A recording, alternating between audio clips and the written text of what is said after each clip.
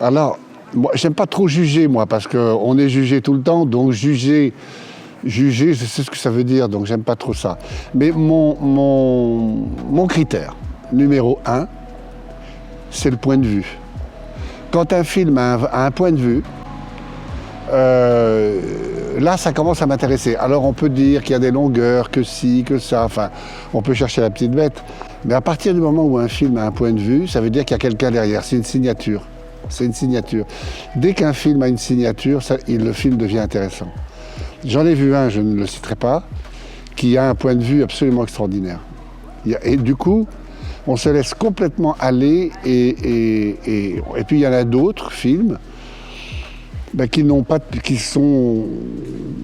qui sont pas très intéressants parce qu'ils n'ont pas ce point de vue, ils n'ont pas cette signature. Mais c'est pour les artistes, c'est valable pour le cinéma, la musique, la littérature, la peinture, pour tout ce qu'on veut, il faut qu'il y ait une signature. S'il n'y a pas de signature, il n'y a rien. On pourrait donner des millions et des millions, s'il n'y a pas une signature, il n'y a rien. Et puis il y a des films qui se font avec 3 fois rien, et qui ont une signature derrière, et ça se sent tout de suite, ça se voit tout de suite, on est complètement happé. Et c'est ça, c'est mon critère numéro 1, voilà. C'est le style du film, la direction d'acteur, ce qu'on veut raconter, ce qu'on veut dire derrière, ce qui se passe derrière, tout ça fait un tout. Et c'est ça le point de vue. C'est-à-dire un réalisateur, une réalisatrice qui fait un film, il a quelque chose à dire, il veut le dire d'une certaine manière, il veut employer certains moyens, certains acteurs, une certaine direction d'acteur, une certaine façon de jouer. Tout ça forme un tout et tout ça fait partie d'un point de vue. Et ça se sent dans un film, moi je trouve qu'au bout de 5 minutes, on le sait. Ce que je voulais, c'était, j'ai essayé, mais j'ai essayé d'instaurer une façon de voir les choses. Par exemple, les allées sandwich. Prenons les allées sandwich, quand j'ai fait ça, je trouvais que c'était un excellent moyen de raconter une histoire, de parler d'une histoire, mais d'en raconter une autre en douce. Et donc, d'avoir une forme de récit dans laquelle, en filigrane, derrière, il y avait un autre sujet infiniment plus grave que celui que j'étais en train de raconter. Donc à chaque fois, c'est comment on va faire pour avoir un point de vue. J'ai un mot de Billy Wilder qui est absolument extraordinaire, qui était un très grand scénariste et metteur en scène, quand même.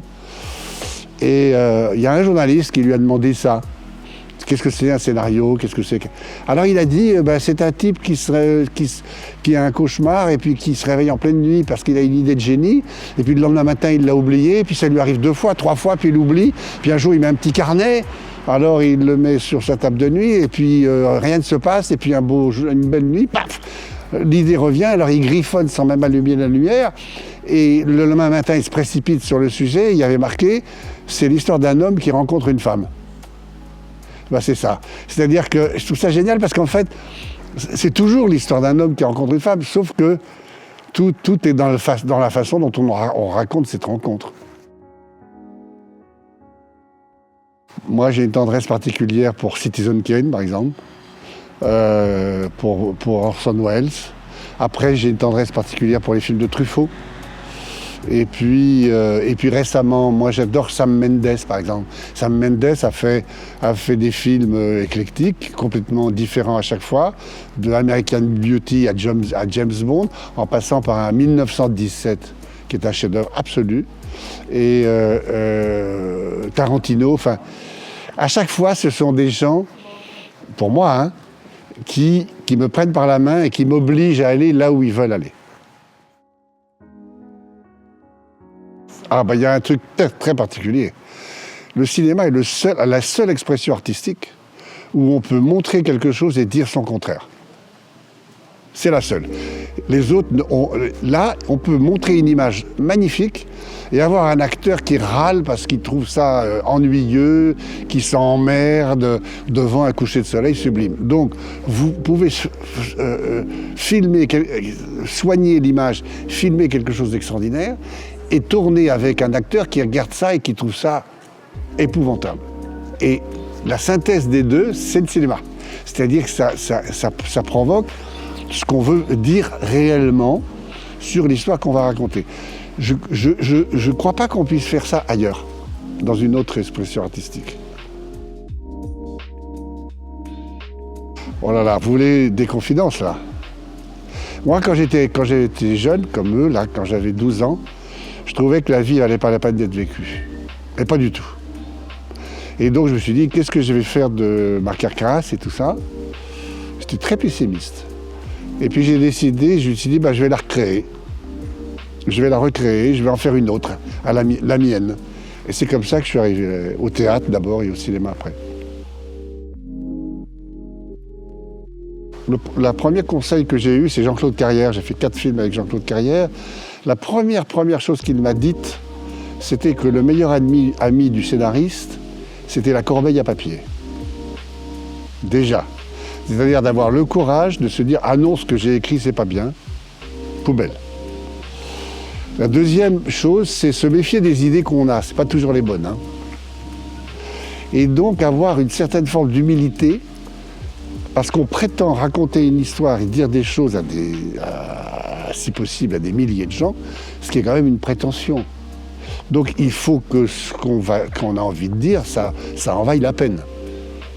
Oui, c'est ça le truc, il faut que ça en vaille la peine.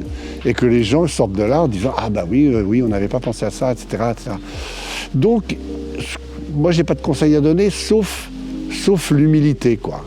C'est-à-dire que quand on a envie de faire quelque chose, c'est formidable d'en avoir envie, mais il faut aussi se méfier un peu de cette envie et avoir un œil critique sur le désir qu'on a.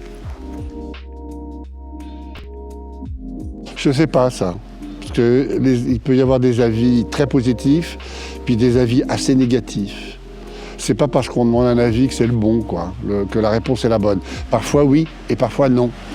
Donc c'est très compliqué, il faut faire le tri, donc il faut avoir... Moi je crois qu'il faut qu'on ait un recul suffisant sur ce qu'on a envie de faire pour faire son marché là-dedans avec ceux qui disent, qui sont d'accord, qui ne sont pas d'accord, les raisons, les arguments, etc.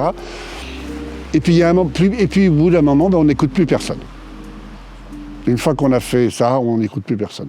C'est un rapport à soi-même avec toujours beaucoup de... Moi, à chaque fois que j'ai fait un film, et que le film, parce que c'est très difficile que le film se fasse, mais à chaque fois qu'il se faisait, j'avais un moment de panique, en me disant, mais pourquoi je fais ça? Ça va intéresser personne, ça sert à rien, etc. Il y a toujours un moment où j'en suis passé par là. Et puis, une fois qu'on a passé ce cap, on ne réfléchit plus, on fait, on y va. J'en ai un, mais je ne dirai pas lequel. Il y a encore deux films aujourd'hui. J'en ai vu un seul pour l'instant qui m'a piégé, qui m'a pris par la main et qui m'a emmené là où il voulait m'emmener. Que demander de plus, hein? Voilà.